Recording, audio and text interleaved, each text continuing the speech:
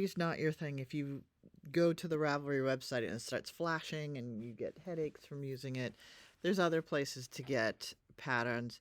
Tin Can Knits is they do their own designs, their own patterns.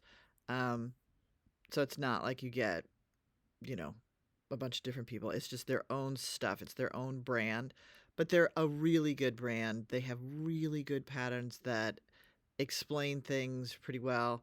Some of them are free. Some of them you do have to pay. There's a whole free tab over here.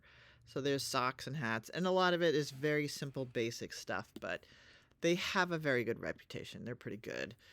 Then there's Pearl Soho, which is kind of fancy schmancy. You know, they really, when you go to their patterns and you look through their patterns, they really encourage you right away as your, your first thing you do when you scroll is like, oh, look, you can make this hat with our yarn.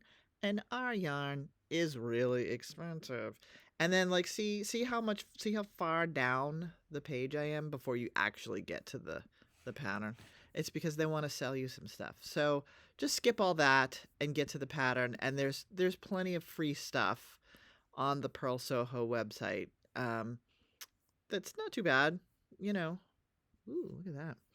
So then there's, Lion Brand, which is a huge company. You'll see Lion Brand at Michael's, at Freddy's, they're just like very ubiquitous.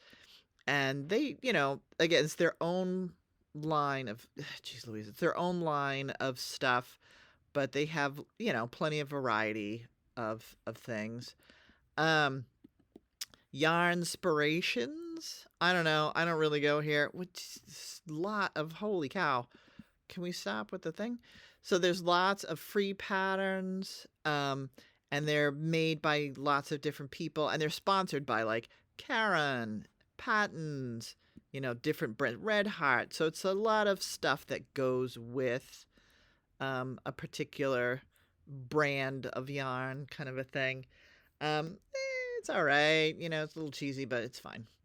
Then there's Interweave, which is Interweave Press is the big fancy schmancy knitting company.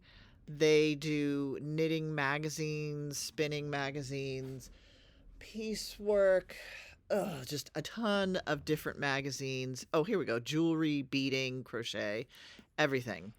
So they're a little fancier. They're a little more expensive. Not a whole lot of free stuff is going to be on the Interweave website. There's Knit Picks, which is considered like less expensive. Okay, I'll say it. It's cheap, but they've got some interesting thing. Like that's kind of pretty. $4.99. That's not bad. You can make very interesting things on the Knit Picks website, but I don't know. They don't have a very good reputation, and they were bought out by private equity, so their quality is kind of going down since they've been bought out because these private equity people, they're not knitters. The person who owned it in the beginning was a knitter and knew what they were talking about, so that happens. There's Lovecrafts, which has been gone through several different iterations of, and so I don't know what they're doing. They're just doing something. Cutesy, a lot of pastels, blah blah blah, but free stuff. And Knitter's Review is run by Clara Parks, she's knit famous. She's written all of these books, so she's on the road at fiber festivals, giving lectures, that kind of thing. And what she does is she reviews different products. She reviews yarns, she reviews needles and books and all kinds of things. But she's got everything. She's got all kinds of, she's got a whole how-to. Where did that go? There it is. How-tos. That's always helpful. And she's hysterically funny. So anyway, lots of different options besides Ravelry out there to get into the knitting world.